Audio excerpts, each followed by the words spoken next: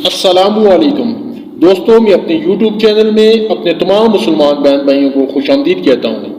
ناظرین، 5000 سال پرانی حضرت نوح علیہ السلام کی کشتی ترکی سے مل گئی۔ اندر سے ایسا کیا نکلا جسے دیکھ کر ہر کوئی حیران رہ گیا۔ سوال یہ ہے کہ ترکی کے صدر رجب طیب اردگان نے بھی اس کشتی کو دنیا سے چھپا کر کیوں رکھا؟ آج ہم اس قیمتی ویڈیو میں کشتی نوح سے متعلق حیران کن حقائق بتانے جا رہے ہیں، لہٰذا ویڈیو کو آخر تک لازم دیکھیں، اور اگر آپ ہمارے چینل پر نئے ہیں تو اسے سبسکرائب بھی کر دیں۔ تو آئیے چل کر ویڈیو کا باقاعدہ آغاز کرتے ہیں۔ دوستو، قرآن مجید میں اللہ تعالیٰ نے جن قوموں کا تذکرہ کیا ہے ان کے آثار آج بھی دنیا میں موجود ہیں۔ ان قوموں کو اللہ تعالیٰ نے ان کے نافرمانیوں، اللہ تعالیٰ کی ذات سے انکار، رسولوں، نبیوں اور ان کے ماننے والوں پر ظلم و ستم کی انتہا کر دینے پر سخت سزائیں یعنی عذاب دیے، اور قرآن کریم میں ہم مسلمانوں کی عبرت اور رہنمائی کے لیے ان کا تذکرہ کیا۔ حضرت نوح علیہ السلام کو ثانی آدم بھی کہا جاتا ہے، کیونکہ آپ کے خاندان کے افراد اور اللہ کے حکم سے تیار کی گئی کشتی میں سوار جانوروں کے علاوہ ہر شے پانی میں غرق کر دی گئی تھی۔ حضرت نوح علیہ السلام کی کشتی پر 8 افراد سوار تھے۔ حضرت نوح علیہ السلام، آپ کی اہلیہ، 3 بیٹے اور بہویں، باقی مختلف قسم کے جانوروں کی جوڑیاں تھیں۔ حضرت نوح علیہ السلام کا واقعہ باقی آسمانی کتابوں تورات، زبور اور انجیل میں بھی ملتا ہے۔ ایسے سائنسدان حضرت نوح علیہ السلام کی کشتی کی تلاش میں تھے۔ غیر مسلم سائنسدان یہ سوال کرتے ہیں کہ اگر طوفان نوح آیا اور حضرت نوح علیہ السلام چند انسانوں اور دنیا کے تمام تر جانوروں کے جوڑے لے کر 2 ہیکل کشتی میں سوار ہوئے اور پانی کے بدترین عذاب سے بچ گئے تو آخر وہ کشتی کہاں گئی جس میں ان تمام مخلوقات نے سفر کیا؟ حال ہی میں چین کے مبلغین اور سائنسدانوں کی تحقیقاتی ٹیم نے کئی ماہ پر مشتمل اپنی تحقیق کے اختتام پر یہ دعویٰ کیا کہ انہوں نے حضرت نوح علیہ السلام کی تاریخی کشتی کو تلاش کر لیا ہے۔ یہ کشتی مشرقی ترکی میں واقع کوہ حرارت میں ملی، جس کی چوٹی کی بلندی 12000 فٹ ہے۔ ماہرین کی ٹیم کا کہنا تھا کہ اس کشتی کی 3 منزلیں ہیں۔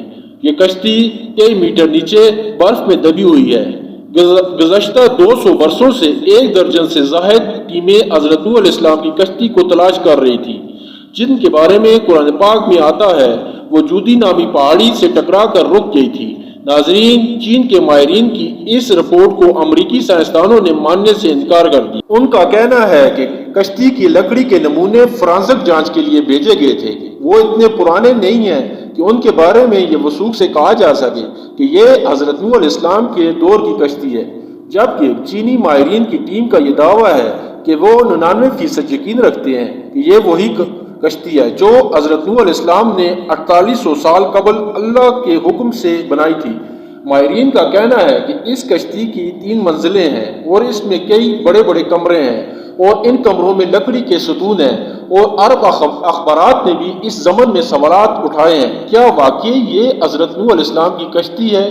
عرب اخبارات نے لکھا کہ چینی اور ترک ماہرین نے اپنی تحقیق کے لیے قرآن کریم کی ان آیات کا بھی مطالعہ کیا تھا جس میں کشتی کے سفر کو بیان کیا گیا۔ ماہرین کا کہنا ہے کہ کشتی کے ٹھہرنے کی جس مقام کی نشاندہی کی گئی تھی وہ سائنسدانوں کو کوہ حرارت کی طرف لے جاتی ہے۔ گزشتہ 20 برسوں میں کئی سائنسدانوں نے کوہ حرارت کا دورہ کیا، اور ان میں سے کچھ نے پہاڑی پر بنی کشتی کی شکل کی چٹان کو ہی حضرت نوح علیہ السلام کی کشتی قرار دے دیا۔ لیکن چینی اور ترک ماہرین نے اس برفیلے پہاڑ پر تحقیق کی جہاں درجہ حرارت -60 ڈگری ہوتا ہے، اور پہاڑ کے جس حصے میں کشتی کے باقیات دریافت ہوئے وہ انتہائی خطرناک اور ڈھلوان ہے۔ رپورٹ کے مطابق اس ٹیم نے 60 مختلف مقامات سے حضرت نوح علیہ السلام کی کشتی کا مشاہدہ کیا۔ یہ کشتی کئی جگہوں سے ٹوٹی ہوئی ہے، مکمل تباہ اس لیے نہیں ہوئی کہ یہ برف کی تبیز تہ میں دبی ہوئی تھی۔ کشتی ٹوٹی ہوئی ہونے کی وجہ سے ماہرین اس کے اندر جا سکے۔ ناظرین گرامی، چینی ماہر ویر چنگ نے باضابطہ ایک پریس کانفرنس منعقد کر کے اپنی تحقیق سے آگاہ کیا۔ کشتی کا معائنہ کرنے والے ایک چینی ماہر کا کہنا ہے کہ کشتی کا ہر کمرہ 5 میٹر اونچا ہے، اس میں کوئی بھی جانور آسانی سے سما سکتا ہے۔ چینی ماہرین نے ریڈیو کاربن ٹیکنالوجی سے کشتی کے ٹکڑوں کا مشاہدہ کیا اور دعویٰ کیا کہ یہ 4800 سال پرانی ہے۔ کشتی میں کئی صندوق بھی ملے، لیکن چینی ماہرین ان کو کھول نہیں پائے۔ ماہرین کا ایک مرتبہ پھر سے جدید آلات اور ایکس رے مشین کے ذریعے کوہ حرارت کا تفصیلی دورہ کرنے والے ہیں تاکہ تمام رازوں سے پردہ ہٹانے کے علاوہ امریکی سائنسدانوں کے سوالات کا جواب دے سکیں۔ حضرت نوح علیہ السلام کی کشتی دریافت کرنے کا دعویٰ نیا نہیں ہے۔ دوسری جنگ عظیم میں لیولارڈ نامی برطانوی فوجی لڑائی میں حصہ لینے کے لیے عراق گیا۔ لیولارڈ کو تاریخ اور آثار قدیمہ میں کافی دلچسپی تھی، اس لیے اس نے عراق کے بازاروں میں مختلف آثار قدیمہ کی اشیاء خریدنا اور جمع کرنا شروع کر دیا۔ جب وہ چل بسا تو اس کے بیٹے سائمس کے حصے میں یہ اشیاء آئیں۔ سائمس نے تمام اشیاء برطانیہ کے میوزیم کے حوالے کر دیں۔ برٹش میوزیم سے وابستہ ماہر آثار قدیمہ آرونی فرینکل نے ان اشیاء کا معائنہ کیا۔ ان اشیاء میں ایک تختی بھی ملی جس میں قدیم اشوری زبان میں کچھ لکھا ہوا تھا۔ سخت مٹی سے بنی اس تختی کی عبارت کا جب ترجمہ کیا گیا تو وہ دیکھ کر حیران رہ گئے، کیونکہ تختی پر درج تھا، جب انسانوں کے گناہ بڑھ گئے تو خدا ان سے ناراض ہو گیا اور پھر اس نے گناہگاروں کو پانی میں ڈبونے کا فیصلہ کیا۔ تب فرشتوں نے وادی دجلہ اور فرات میں آباد ایک نیک انسان حضرت نوح علیہ السلام تک خدا کا یہ پیغام پہنچایا کہ وہ ایک کشتی تیار کریں اور اس میں نیک لوگوں کے علاوہ تمام جانداروں کا ایک ایک جوڑا بھی سوار کریں۔ اس تختی میں کشتی کو اتنا بڑا بتایا گیا کہ وہ فٹ بال کے ایک اسٹیڈیم کے برابر تھی۔ ماہرین نے اندازہ لگایا کہ یہ تختی 4000 برس پرانی ہے، یعنی حضرت عیسیٰ علیہ السلام سے 2000 برس پہلے کی۔ دوستو، اس طرح طوفان نوح کا ایک اور ٹھپوس دنیا کے آس میں پہلے ہی لگ چکا ہے۔ عام طور پر مذہب خصوصاً اسلام کے منکرین ان واقعات کو ثانوی قصے قرار دیتے ہیں۔ یہ تمام ثبوت ان کی آنکھیں کھولنے کے لیے کافی ہیں۔ اس تختی پر یہ بھی لکھا ہے کہ اسلام کی کشتی آج کل کی کشتیوں کی طرح لمبی نہیں تھی، بلکہ بیضوی یعنی انڈے نما تھی۔ اس زمانے میں دجلہ اور فرات میں اسی طرز کی کشتیاں چلتی تھی۔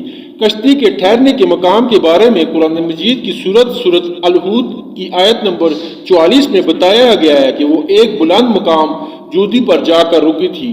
عراق اور شام کے قدیم باشندے بابل کے دور میں یہ سمجھتے تھے کہ حضرت نوح علیہ السلام کی کشتی کوئی کردہ پر ٹھہری تھی، اور یہ مشہور پہاڑی جزیرہ ابن عمر کے قریب واقع ہے۔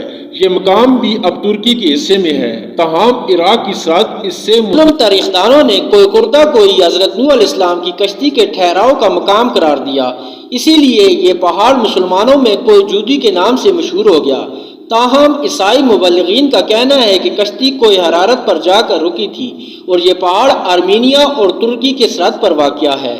حضرت نوح علیہ السلام کو ثانی آدم کے علاوہ شیخ الانبیاء کا خطاب بھی عطا ہوا، کیونکہ آپ وہ پہلے پیغمبر ہے جو انسانیت کی طرف بھیجے گئے۔ قرآن پاک میں حضرت نوح علیہ السلام کا نام 73 مرتبہ آیا ہے۔ ان کی عمر 900 برس تھی۔ نبیوں میں آپ سب سے طویل العمر ہوئے۔ حضرت نوح علیہ السلام موجودہ عراق میں آباد ایک قوم کے پاس نبی بنا کر بھیجے گئے تھے۔ جب بہت نصیحت کے باوجود قوم نے سرکشی نہ چھوڑی تو اللہ تعالیٰ سے آپ نے اپنی قوم کے لیے عذاب مانگا۔ اللہ نے آپ کو ایک کشتی بنانے کا حکم دیا۔ 2 سال کی مدت میں کشتی تیار ہوئی، جس کی لمبائی 300 گز اور چوڑائی 50 گز جبکہ اونچائی 30 گز تھی۔ جب عذاب آیا تو آسمان سے مسلسل بارش ہونے لگی اور زمین سے چشمے ابلنے لگے، ہر شے پانی میں غرق ہو گئی۔ حضرت نوح علیہ السلام کی کشتی 6 ماہ 8 دن پانی میں تیرتی رہی اور 10 محرم کو کوہ جودی پر جا کر ٹھہر گئی۔ کئی دن تک پانی اترتا رہا۔ اس کے بعد جب خشکی پیدا ہوئی تو حضرت نوح علیہ السلام نے خسران شہر کو بسایا اور ایک مسجد بنائی جس کا نام سمانین تھا۔ حضرت نوح علیہ السلام طوفان کے بعد صرف 60 برس زندہ رہے۔ ان کا مزار آج بھی لبنان میں موجود ہے۔ دوستو، ہمیں پوری امید ہے آج کی ویڈیو آپ کو بہت پسند آئی ہوگی۔ اگر ویڈیو اچھی لگی ہو تو اسے لائک کرتے ہوئے دوسرے دوستوں کو شیئر بھی کر دیں۔ ایسی ہی ویڈیو دیکھنے کے لیے ہمارے چینل کو سبسکرائب بھی کر دیں۔ آج کے لیے بس اتنا ہی، اگلی ویڈیو تک اللہ نگہبان۔